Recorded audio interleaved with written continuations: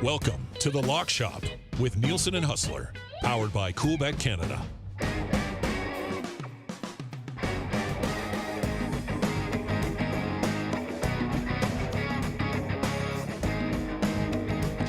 Hey, happy Friday, everybody, and welcome to another episode of The Lock Shop. Nielsen and Hustler back with you once again. As always, brought to you by our wonderful partners at Coolbet. We've got Hustler's Best Bets coming up. We've got my best bets coming up for the week. Jake Bullen-Moss from Coolbet's going to pop by. If you've not yet subscribed to the podcast and you're going to be watching on the live stream here, just search The Lock Shop on all your podcasting platforms. We'd appreciate the sub over there. And give us a follow on Twitter at Lock Shop Bets.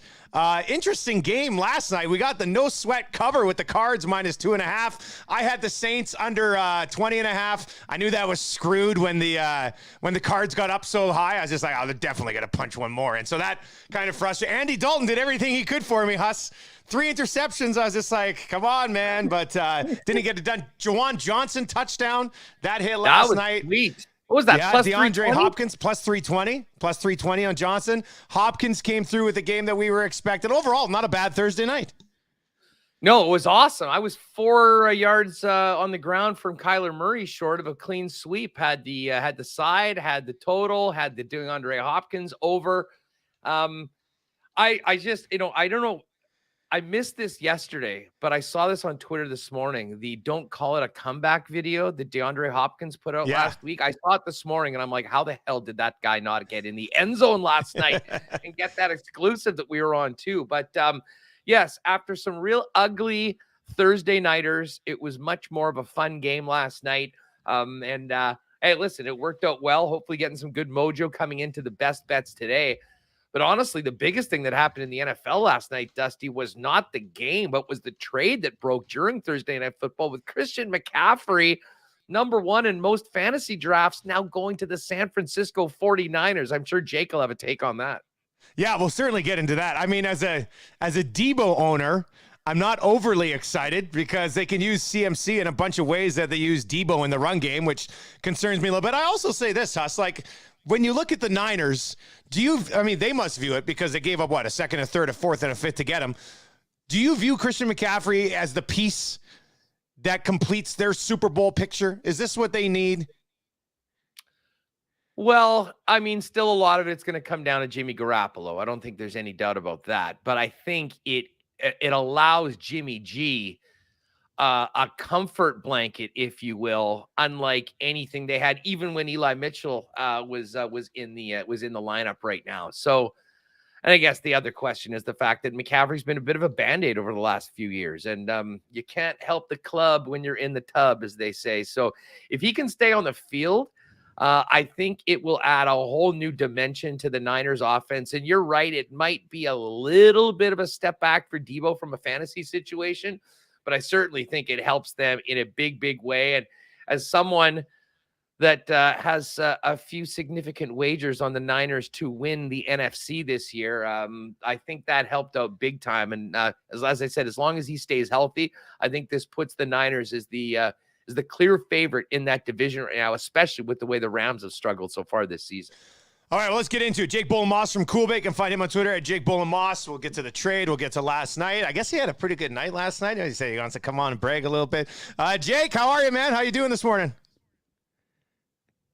Oh, I think you're muted, Jake. Fire that up. We'll let him get that sorted out. Him and Patty were at the Leafs game last night, Huss. There we go. Now? Yeah, there we go. Got you now, buddy. Got you now. Yeah. All right. Pretty nice seats for the big wheels last night at ACC.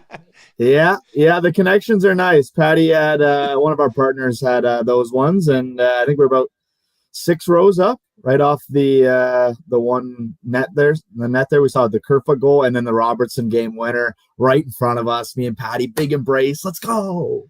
Love the Leafs. Love the Leafs. Well, I'm glad you guys got a win last night because it's not happening tomorrow. Yeah, well, downtown. I mean, it's just like this team puts me on a roller coaster every single night. It's crazy.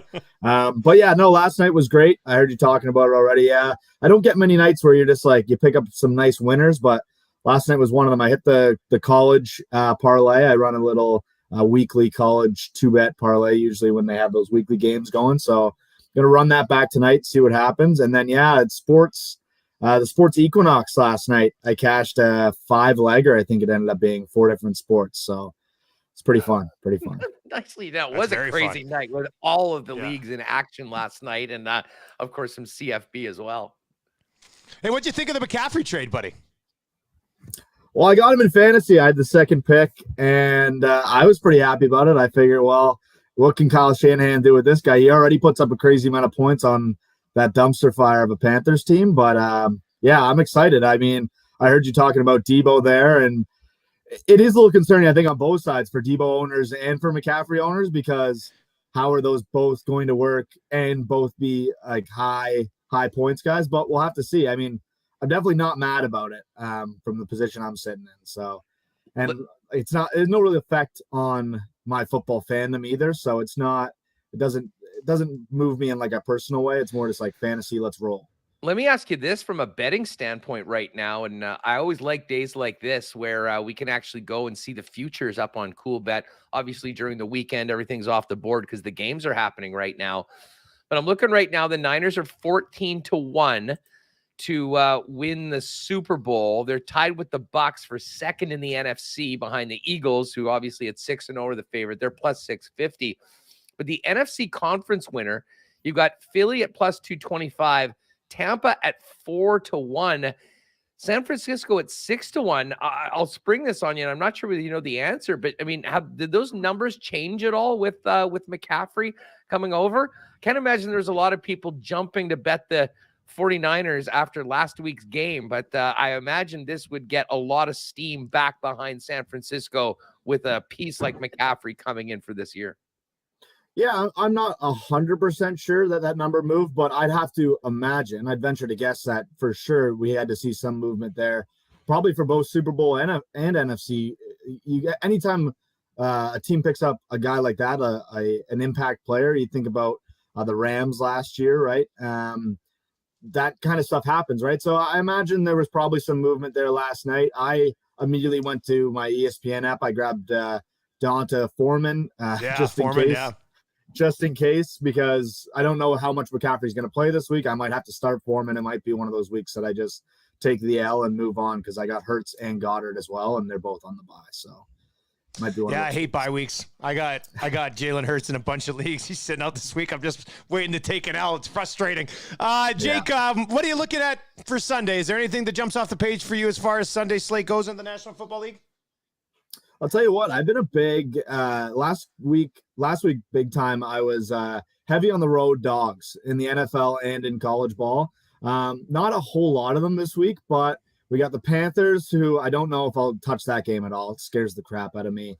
And yeah, I mean, the Bucs need a big bounce back after that loss in Pittsburgh. The Commanders catch my eye, 4.5. Like, what's going on with Green Bay? Are they bad? Are they just in shambles right now? Seems like Devontae Adams moving on was probably a bigger issue than people made it out to be. So maybe we get some Heineke magic. I could see him covering even a backdoor situation there on the 4.5. And then we got the Niners, who we just talked about, obviously against Hustlers Chiefs.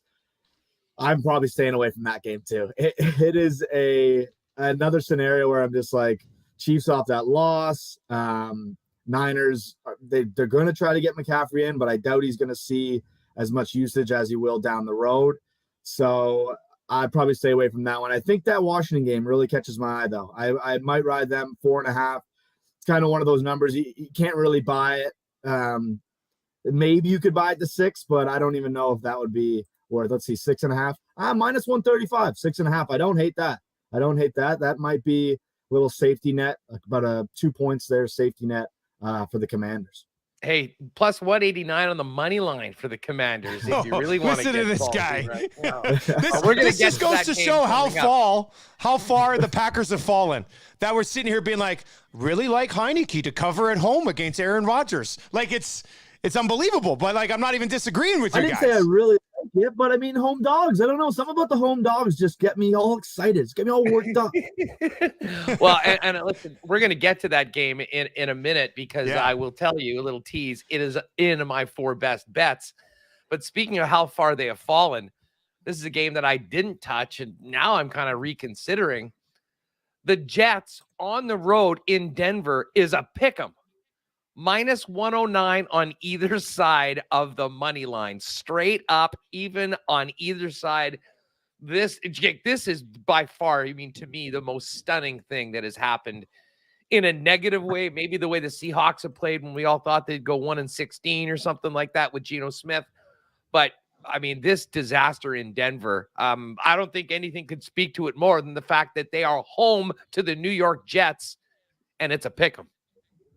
Yeah, I have very few words about the Broncos right now. I think the defense has actually been probably the most impressive thing they've had all season. If Broncos fans want to lean on something, I think Pat Surtain is an amazing football player. I don't catch myself like following a lot of big defensive players, but he has really caught my eye all season. And obviously we've had the chance because they've been in prime time. It feels like every week, right? So that's another one that scares me because the Jets are coming off a huge win at Lambeau. So are they going to go to Lambeau and win, and then to Denver and Mile High and win as well? I have a hard time believing that. No chance. I'm on the Broncos this week, boys. I'm going to lay it out. It's one of my best bets. Now the more I talk about it, the more I might be with you, Dusty. I think Broncos had to pick them at home. Like, they got to figure it out. But then we got Russ doing these Subway commercials again, and is he self-aware, or is he just like, oh, I'm just gonna do what the manager tells me to do? I don't know who's judging Russ's overall image profile, but they're failing miserably. I'll tell you who it is.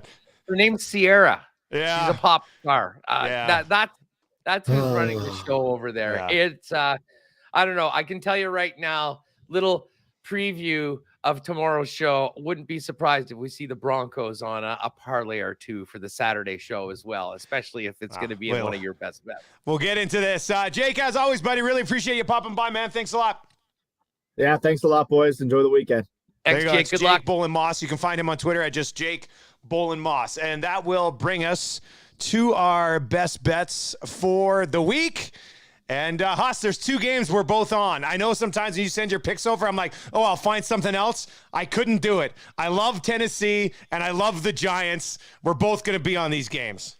Okay, well, let's talk about these games right off the bat. First of all, Tennessee, I am stunned that they're only a 2-point home favorite to the Indianapolis Colts. I'm also stunned of the stat that we talked about earlier this week that Matt Ryan is second in passing right now. But listen, I'm out on Indy. And I know they got that win in Denver in one of the worst games of all time. Those are two horrible football teams. And I still think that a lot of people are sort of, they're in the mindset because they don't pay attention to Tennessee. They haven't been. The only time we've seen Tennessee in prime time was when they got tapped out by the Bills 5 minutes into the third quarter.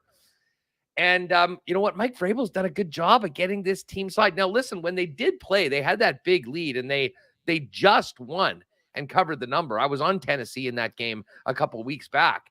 But now they're coming off a bye. Mike Vrabel's 4-0 after a bye so far as coach of the Tennessee Titans, if you like those sort of stats.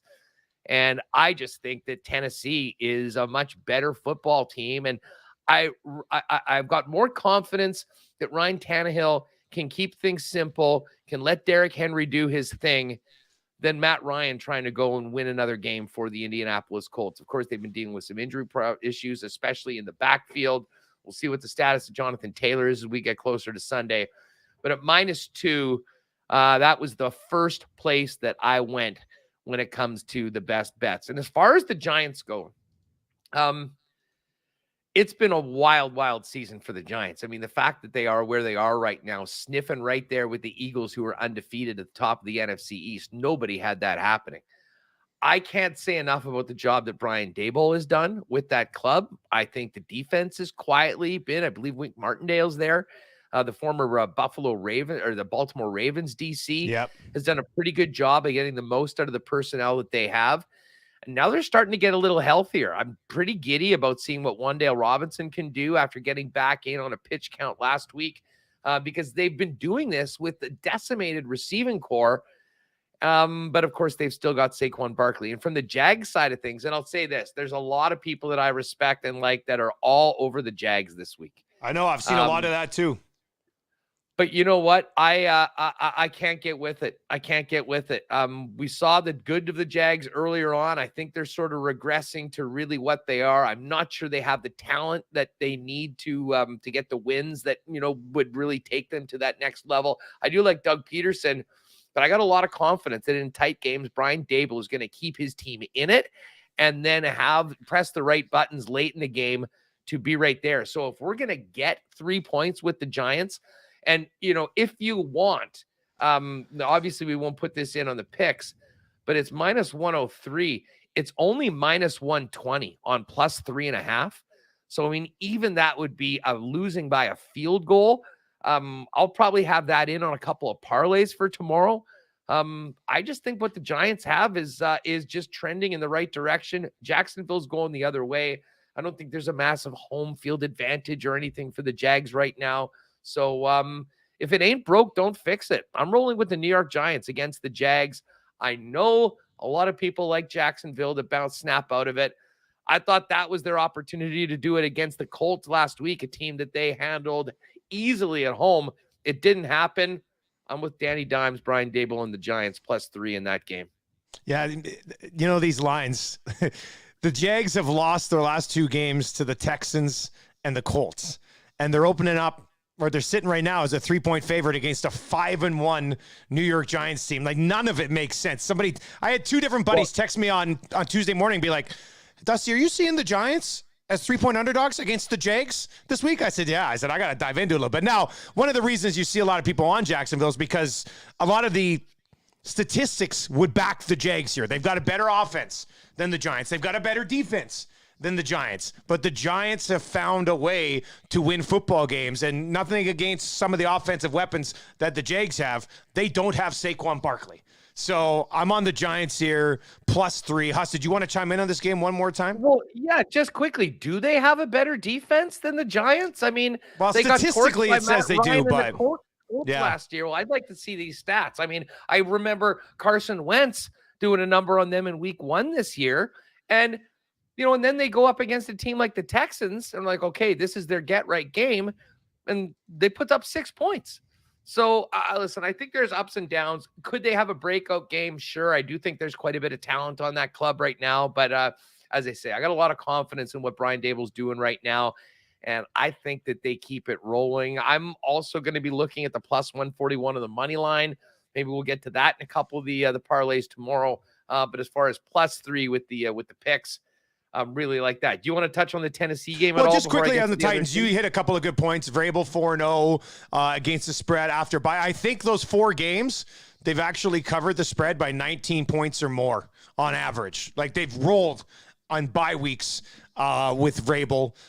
Tannehill is 7-2 coming off a bye week against the spread. That's something you can look at as well. And then we saw this the last time these 2 teams matched up, but it's kind of been a theme for both of them so far. The Tennessee Titans are one of the best first-half offenses in the National Football League, and the Colts are almost dead last in defense in the first half in the league so far this year. So I think the Titans get up in this game, and I think they end up hanging on to cover the 2 points. So we're both on Tennessee -2 and the Giants +3. You can, move those numbers around a little bit if you want to, the hook on the Giants game or something along those lines. And then we got 2 other games, Huss, and I have to say, I also like, well, I definitely like the Lions pick. I don't know. I'm staying away from the Packers and Commanders. I'm just completely staying away from that game.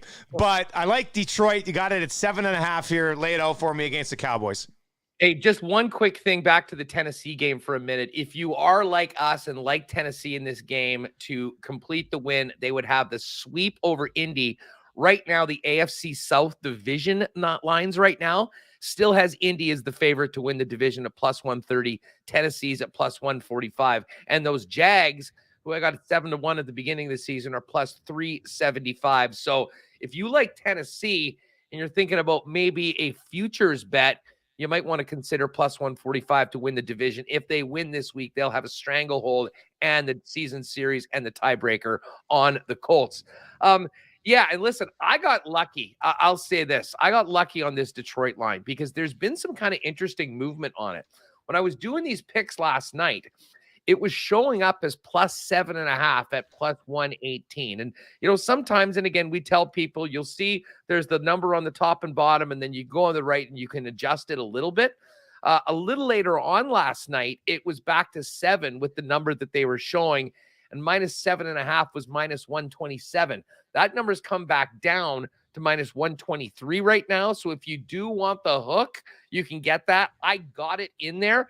But as of right now, what you're looking at just a straight -109 on either side is the 7 points. Here's the thing with the Detroit Lions.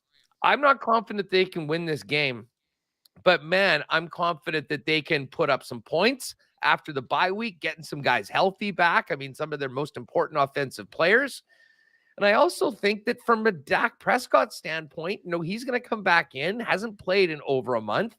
And I think the most important thing is for them to go out and get that win. But I think Detroit can hang in this game right now. And this will be a great opportunity for Dan Campbell to see if he can maybe get his team to be a little bit more forceful on the kneecap biting, if you know what I'm saying. They're going to need to step up and be better defensively. That's been a huge issue for them so far this year. But that they can score points. And I'll say this, with a number like this, they've also, and we saw this right from week 1 through the year, they've been a great team against the number, and they're more than happy to take a backdoor cover if it's open.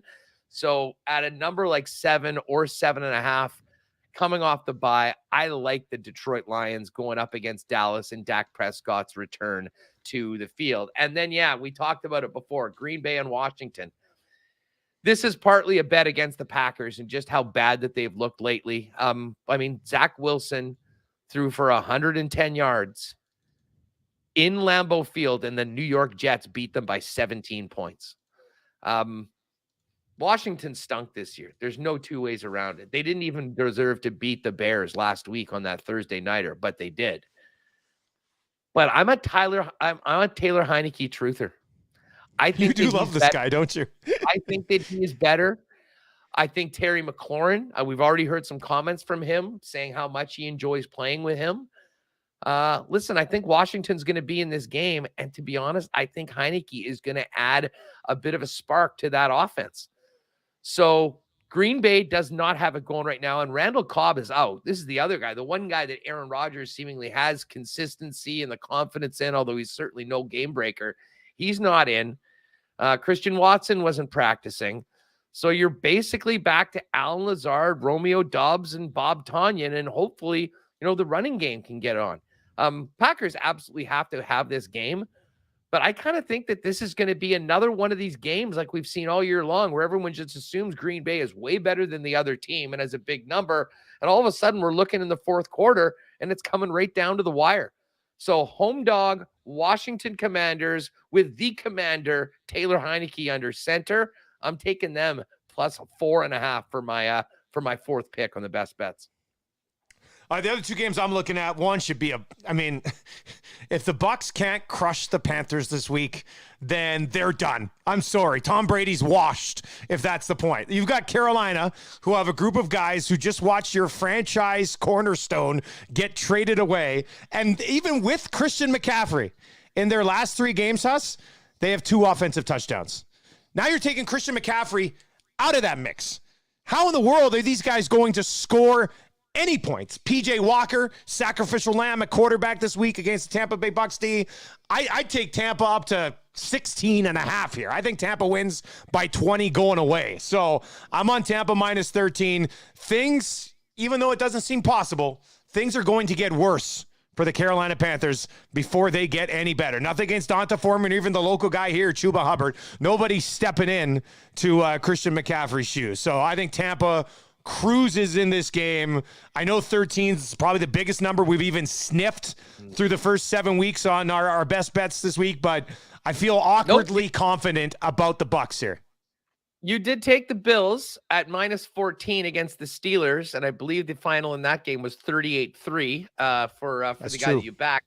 And just a quick note on this game was at 11 yesterday, and it went to 12. Then it was off the board. It was at 13 this morning, and now it's at 13.5. So it's So- still going up. All the smoke is going on Tampa and Tom Brady. And you're right. I mean, this is a game that the Buccaneers have to have after that embarrassing loss in Pittsburgh last week. I'm staying away from this game, though, because I'm still not entirely sure about Brady, where he's at right now. Listen, they're going to win this football game. Just to me, that is a huge, huge number. But considering PJ Walker threw negative positive yards last year, he was essentially throwing behind the line of scrimmage more than he was on the other side of the line of scrimmage, going up against that Bucs D, who I'm sure has a bad taste in their mouth after losing last week. I think it could be an ugly, ugly afternoon for the Carolina Panthers. Now let's get to the Broncos. It takes a lot of stones to be It does. throwing I know. Russell Wilson and this Denver team on your pick. But I'll tell you what, right now, this is, they have to win this game to, listen, does Nathaniel Hackett even survive this game if they lose at home to the Jets? If they lose to the Giants at home, they might fire this guy. Honestly, that would be. And look, this is a weird. I don't put myself in a lot of spots like this. Like, I've watched Denver. Denver's offense is atrocious so far this year. We've seen so much of the Broncos. Maybe that's why you feel like a Broncos expert, because we watched them so many bloody times, force-fed down our throats. But they're at home. They got to have this. I mean, the Jets have won 3 in a row, might be coming in here a little fat and happy. 3-0 since Zach Wilson returned. But I'm here to tell you, Zach Wilson is not really playing great football. I mean, they've established a run game that has certainly helped them. Zach Wilson will not be able to throw the football against the Denver Broncos defense. If you look at this, his 3 games, and he's 3-0. Don't want to take it away from him. The first win against Pittsburgh, he completed 50% of his passes through 2 interceptions and a touchdown. The win over Miami, he completed 14 passes of his 21 attempts, no touchdowns, no picks. And then in that win over Green Bay, he completed 10 passes against the Packers, and they won that game. So I just look at it, and considering how important this spot is for the Broncos and how good their defense is, Russell Wilson and the Broncos offense just needs to be a little bit okay, in my opinion, to win this football game. And they should be a little bit okay. I mean, that should be an offense that's better than it has been so far. So I'm going to take the struggling Broncos against the Jets, who've been playing very well as of late. In a game I will certainly be hammering the under on as well. But yeah, I'm gonna roll with the Broncos here. I mean, I think Zach Wilson's going to be in over his head. And so far, they've been winning, and he hasn't been able to do much anyway. So I guess I'm fading Zach Wilson in this spot, Huss. As much as I would love to see the Jets win and hand the Broncos a loss, I think I'm sort of with you. This has to happen, right? And by the way, Melvin Gordon's now starting after inexplicably being benched, complaining to the media, liking tweets on Twitter saying that he should be traded. Now Nathaniel Hackett said he's earned the right to start. So I don't know what to make of it. You know what? Nathaniel Hackett is going to kill me, isn't he? Hackett's going to kill me this week. Hey, imagine being a Broncos fan right now. I get texts from a few Broncos fans. We got a nice rivalry, in the AFC West. I mean, they are just destitute right now. And listen, I'll just say this. There's been some quarterbacks that have beat the Broncos this year with pretty ugly stat lines. Look no further than a couple Thursdays ago in that ridiculous snail's race between the Colts and Broncos. That being said, though, I'm with you on Denver, and I have a feeling we might be putting the Broncos in on a little parlay this week. All right, so there we go. There's your Week 7 best bets from the Lock Shop. Tennessee -2, we're both on it. Giants +3, we're both on it. Huss has Detroit +7.5, Washington +4.5. I'm on Tampa in a blowout, -13 against the Carolina Panthers. And then I am going to roll with Russ one more time. What can I say? I'm a little dangerous myself this week, Huss. I really am. We'll see how this plays out. I really hope he doesn't kill me again this week. That's going to piss me off. Well, I'll tell you what. And just by the way, folks, if you are betting that game, I mean, Dusty's on -1.5. It's actually plus money right now, +103. And you can get the Broncos to win at -109. Essentially, this game is a great pick right now. Yeah. Speaking of dangerous, though, it has been dangerous betting on the Broncos so far this season to your list. So let's hope we can turn that around. It was a nice start to the week with a big bounce back in Thursday Night Football. And Let's get some winners, especially those ones where we're both on. All right, that's going to do it for another episode of The Lock Shop. Huss, we'll have some props and parlays coming your way tomorrow, buddy. Talk to you then. You got it, dude.